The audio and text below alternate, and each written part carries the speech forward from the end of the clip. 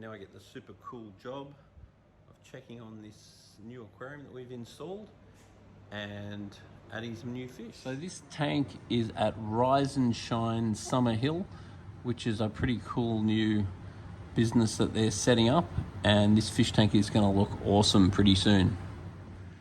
And when you're feeding your fish, you want to make sure that you don't feed your lids, because if you feed the lids, you'll end up with cockroaches and it's not so fun, and fungus on the top of your tank, and obviously your fish don't get to eat it.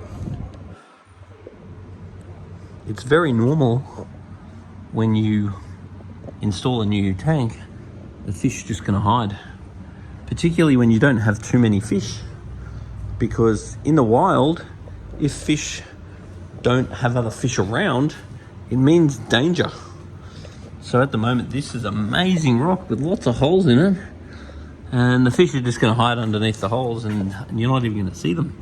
As you get more fish, then they'll all come out, and that's pretty normal.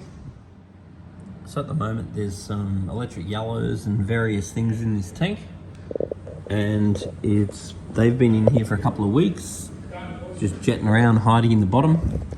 And so now we're going to add some new fish. We've got a pair of silver sharks, a pair of tinfoil barbs, a pair of silver dollars, and a rainbow shark. And in a couple of weeks, we can look at some more. So I've just tested the water, and there's basically no ammonia. There is a tiny, tiny bit of nitrite. There's basically no nitrate. The pH is nice and high. The KH is about 8, and the GH is about 10 to 12. So the water is very good.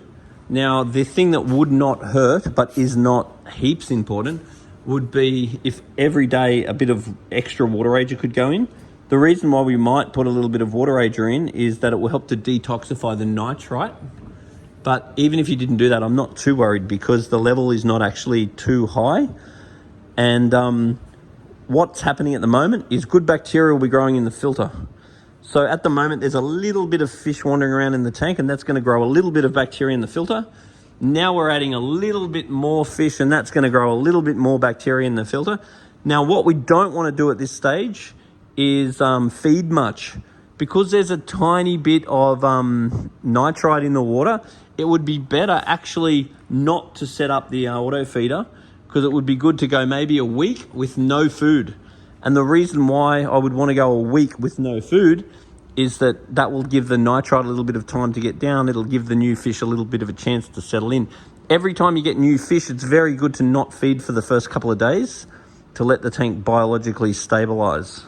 So if I arrange to come back in the next couple of weeks, if the fish are fed minimally for the following week, not this first week, then I'll get another set of water tests, and then we can potentially look at putting some more fish in.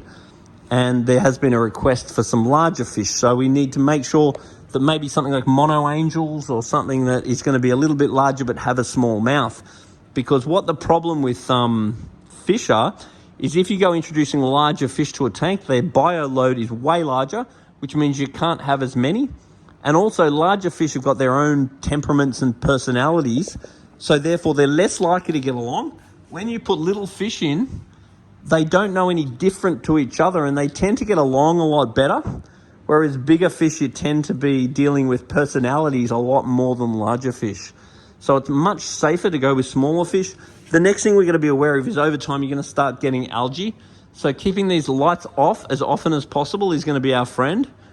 And trying to make sure that we keep an eye on algae, because what's going to happen is as you start getting nutrients in the tank, we're going to start seeing algae. And there are lots of species of catfish, like Plecostomus catfish, bristlenose catfish, flying fox sharks, and various things that are awesome algae scavengers. So they're things that we want to get in the aquarium as well. So setting these tanks up are really about patience. So good filtration, plenty of aeration, keep the food right down, and be patient. And that's how we make these tanks work. If you rush the tank and start putting fish in too quickly, or especially putting big fish in too quickly, it's like building a building with no foundation. You can get it up real fast, but it falls down real fast. Now, when you are adding new fish to an aquarium like this, it's really good to not feed for 2 days. Now, some people stress out a little bit about this because they think, oh, I wouldn't want to go 2 days without food. But fortunately, you're not a fish. Fish have got much more effective nutrient storage than we do. So fish can go 2 weeks without hardly even noticing they haven't eaten. And after about 1 month of absolutely no food, then they may start losing weight. Then around the 3-month mark, that's when you're sort of into trouble. And when I mean into trouble, I mean you're into trouble as in you're starting to have issues of the fish not eating. And that is obviously dependent on the species because not all species are the same. So there's a catfish there. He is one of the best things you can have for keeping the glass nice and clean, and he's right on the glass, right on cue. So not freaking out about how often the fish feed is very important. So what the fish are doing at the moment is just settling into the tank. The other thing you'll notice is that the fish have basically got no color right now. These things here are tinfoil barbs, and they're very beautiful fish with red and black. The silver shark is beautiful with silver body and a beautiful black fins. But when a fish is not settled in, it'll tend to be very pale in color, which is normal. But once they settle in, they'll tend to color up much better when they feel more confident because they want to sort of blend in and not look obvious. So that's why they don't tend to have color at the start. And you'll also notice when you put fish into a tank, they'll all group together like this, and they'll sort of huddle together, and they'll explore the tank and try and sort of hang out together where they feel safe. And then as they settle in, which is sort of around 2 to 4 weeks, then they'll eventually get to know the feeding routines, they'll get to know you, and then you'll find that they're out all the time and they're swimming around all the time and their colors are really good. But like with every single thing that fish are involved with, patience is the key. Now here at Majestic Aquariums, we're ridding our plastic shopping bags, going for the eco choice. So if you want to be one of the cool kids and take your fish home, you can get a Majestic Aquariums reusable shopping bag for $2.99.